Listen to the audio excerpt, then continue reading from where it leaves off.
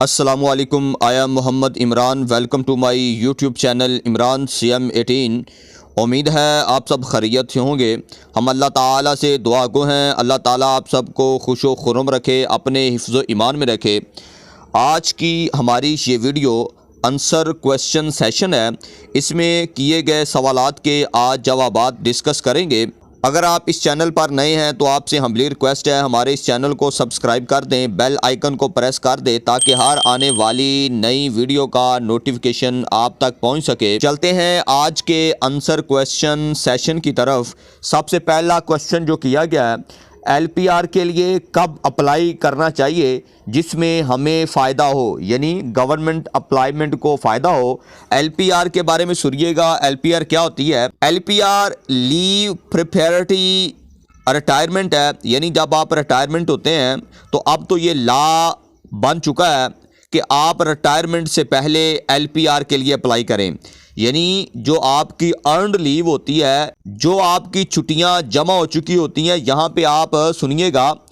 Leave जो है वो दो तरह की हैं, एक वोकेशनल है, दूसरी नॉन वोकेशनल है। वोकेशनल लीव जो है उन एम्प्लॉयमेंट के लिए होता है जो सर्दी और गर्मी की छुट्टियां इंजॉय करते हैं। वोकेशनल लीव उनके लिए होती है, वो मंथली 1 लीव होती है और उसको अर्नड लीव का नाम दिया जाता है। एक 2 छुट्टियां होती हैं इत्तफाकिया, यानी कैजुअल लीव कहलाती हैं। ये अर्नड लीव होती हैं, ये मुलाजम की जमा होती जा रही होती हैं, ठीक है। दूसरा नॉन वोकेशनल है, जैसे क्लर्क वगैरह हैं, तो उनको 1 माह में 4 छुट्टियां उनकी अर्नड लीव की फॉर्म में आती हैं।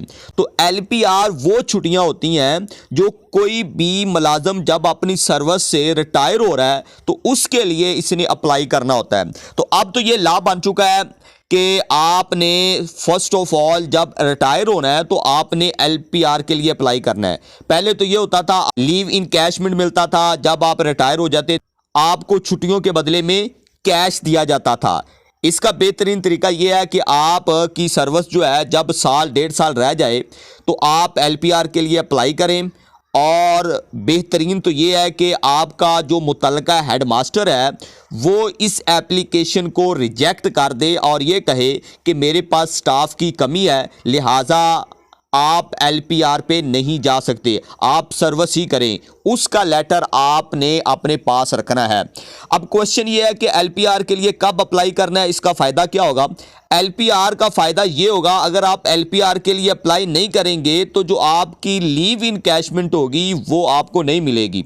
तो लिहाजा उसका लेटर होना आपके पास इंतहाई ज़्यादा ज़रूरी है। फॉर एग्जांपल आपकी LPR जो है वो साल की पड़ी हुई है, तो आप ये देखें कि मैं कब जो है वो रिटायर हो रहा हूँ।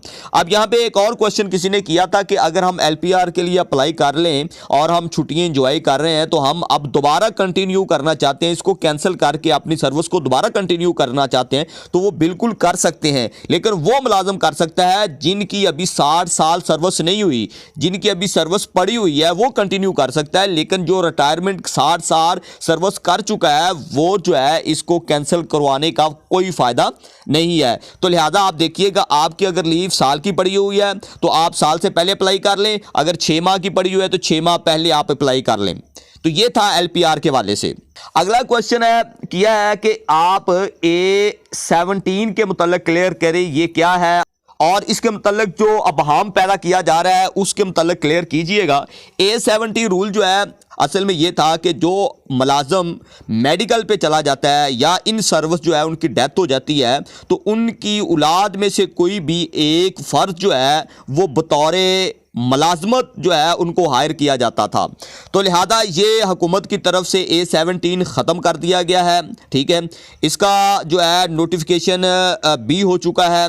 अब किसी भी मुलाजम की औलाद को इस बेस पे यानी A70 बेस पर भर्ती नहीं किया जा सकता। तो लिहाजा ये बिल्कुल क्लियर है कि A17 रूल ख़त्म कर दिया गया है, इसका इम्प्लीमेंटेशन बिल्कुल ख़त्म है, ये आइंदा जो है किसी पे भी लागू नहीं होगा। अगला क्वेश्चन किया गया है, क्या पेंशन में 1 दिसंबर को इजाफा होने जा रहा है या नहीं? अब ये देखिएगा, इंक्रीमेंट दिसंबर में इंक्रीमेंट लगता है और इंक्रीमेंट फिक्स है और ये हाजिर सर्विस मुलाजमीन पर लगता है। ये बात याद रखिएगा, उनकी सैलरी में ये फिक्स होता है। आगे किसी और ने एक क्वेश्चन ये किया था, क्या दिसंबर में 20% सैलरी में इजाफा होने जा रहा है? इन दोनों सवालात के जवाबात हम आपको देते हैं। पहला सवाल सुनिएगा, क्या पेंशन में भी 1 दिसंबर को इजाफा होगा? बिल्कुल नहीं होगा। ये इंक्रीमेंट है, ये हाजिर सर्विस जो मुलाजमीन है उनको लगता है, ये फिक्स होता है, ठीक है। यानी जैसे अगर 15 का है उसका 1980 है, ये हर मुलाजिम 15 को लगेगा। ये बिल्कुल क्लियर है, ये सुन ले, ठीक है। दूसरा क्वेश्चन जो है वो दिसंबर में 20% सैलरी में जो इजाफा हो रहा है, अब ये सैलरी में इजाफा नहीं हो रहा, ये बात आप याद रख लीजिए। मैंने सोशल मीडिया पर ये थंबनेल देखे हैं, लोग जो है इस तरह लिख रहे हैं कि सैलरी में 20% इजाफा होने जा रहा है। बिल्कुल 20% इजाफा नहीं होने जा रहा, ना 25% होने जा रहा है। ये आपका इंक्रीमेंट में इजाफा हो रहा है, ये इंक्रीमेंट में इजाफा है। यानी फॉर एग्जांपल अगर आपका इंक्रीमेंट 15 में है तो आपका इंक्रीमेंट 1980 है, तो इसका 20% या 25% बढ़ेगा, आपकी बेसिक में से नहीं बढ़ेगा। ये बात याद रखिएगा, जैसे जून जुलाई में होता है, ये ऐसा नहीं है।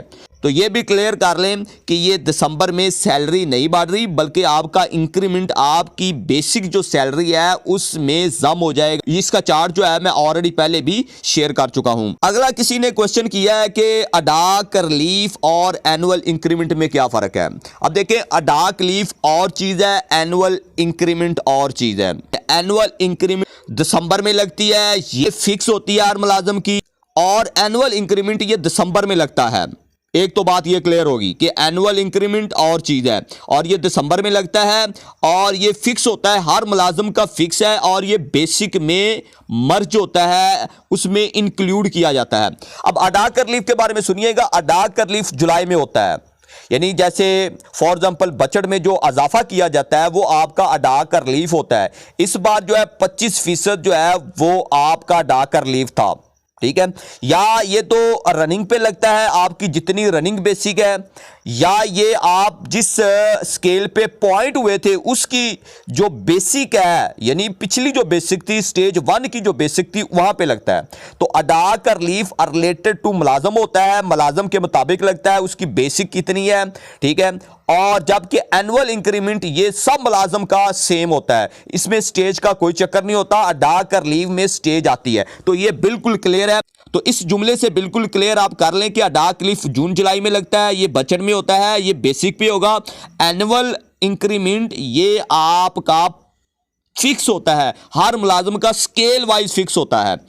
अगला जो है क्वेश्चन किया गया कि अडाक रिलीफ के फ्रीज होने का क्या मतलब है। देखिएगा, ये मेरे पास जो है एक सैलरी स्लिप है, ऊपर ऑलरेडी लिखा हुआ है बेसिक पे है, आगे कन्वेंस अलाउंस है, पर्सनल अलाउंस है, अडाक रिलीफ 15% 2022 का। आगे अडाक रिलीफ जो है ये 2023 का है, ठीक है। आगे आप देखिएगा ये 35% लिखा हुआ है। अब आप देखिएगा यहाँ पे अडाक रिलीफ 2024 में 25% जो था आपकी बेसिक जितनी थी उस पे जो है वो इंक्लूड किया गया। तो ये अडाक रिलीफ होता है, जबकि इंक्रीमेंट जो होता है वो आपकी बेसिक में क्या होता है, मर्ज हो जाएगा। अब ये बाई की जो है ये अक्टूबर की है, तो जब दिसंबर में जनवरी में इसकी नई स्लिप आएगी तो आप देखिएगा 27,880 से इसकी बेसिक इंक्रीज कर जाएगी, सिर्फ आपकी बेसिक में इजाफा होगा, ठीक है। बाकी आपके तमाम अलाउंसेस जो है वो क्या हो जाएंगे, यही रहेंगे। अब फ्रीज का क्या मतलब है। अब ये डाक रिलीफ लगे हुए हैं, अभी इनको फ्रीज नहीं किया। फ्रीज का मतलब ये है कि आपकी ये डाक 9065 है, तो ये आपकी बेसिक में मर्ज हो जाएगा, इंक्लूड हो जाएगा, जिससे क्या होगा, जब आपकी बेसिक बढ़ेगी तो ऑटोमेटिकली आपके अलाउंस बाकी भी बढ़ जाते हैं। तो लिहाजा यहां पे आपने गौर करना है। फ्रीज का मतलब ये होता है, अगर आप देखें तो यहां पे हमारे पास 20 के 19 के 16 के कोई भी जो है इंक्लूड नहीं है। अब यहां पे हमारे पास अभी तक जो फ्रीज नहीं हुए वो 22, 23, 24 के हैं। तो काइंडली फ्रीज का मतलब ये होता है कि जो आपकी अडाक है वो उसको बेसिक में मर्ज कर दिया जाता है। लो भी अगला क्वेश्चन किसी दोस्त ने किया है कि best age for retirement, retirement की सबसे बेहतरीन एज आप कब अप्लाई करें कि हमें बेनिफिट हो। हर मुलाजम की ये ख्वाहिश होती है कि मैं रिटायरमेंट पे अच्छा मुझे बेनिफिट मिल जाए, ताकि मैं अपना बाकी मानदा ज़िंदगी अच्छी गुजार सकूं, अच्छे मकान बना सकूं, अपने बच्चों की अच्छी शादी कर सकूं और उसको अच्छा मैनेज कर सकूं, कहाँ पे मुझे फ़ायदा होगा। तो बेस्ट एज तो मुझे यही लगी है कि अगर आपकी सर्विस 25 साल हो गई है और एज आपकी 55 साल हो गई है तो आप रिटायरमेंट ले लें। 25 और 25.5 26 साल। बेस्ट एज जो है 26 साल की सर्विस और 55 साल एज बहुत बेस्ट है। इसमें आपको बेनिफिट बहुत ज़्यादा मिलता है। जो ही आपकी एज बढ़ती जा रही है, आप 60 साल पे जा रहे हैं, तो आपकी 25 साल के बाद की मैं बात कर रहा हूं, तो आपकी जो डी है, आपको जो रिटायरमेंट मिलनी है वो आपकी कम होती जाती है, उसमें आपको नुकसान होगा। तो लिहाजा बेस्ट एज 25 साल की सर्विस, 25 से आप चले 1 साल और लगा ले, 25-26 के दरमियान और आपकी एज जो है वो 55 साल होनी चाहिए। 55 साल और सर्विस आपकी 26 साल और आप रिटायरमेंट ले लें और ज़िंदगी को अपनी को एंजॉय करें या कोई बिजनेस कर लें। तो ये it is best age for the retirement. कि आप दोस्त जो है कमेंट बॉक्स में ज़रूर अपनी राय जो है ड्रॉप कीजिएगा ताकि दूसरों का फ़ायदा हो सके। हम इस पे पोलिंग भी करवाएंगे, तो लिहाजा आप कमेंट बॉक्स में ज़रूर अपनी राय का इजहार कीजिएगा।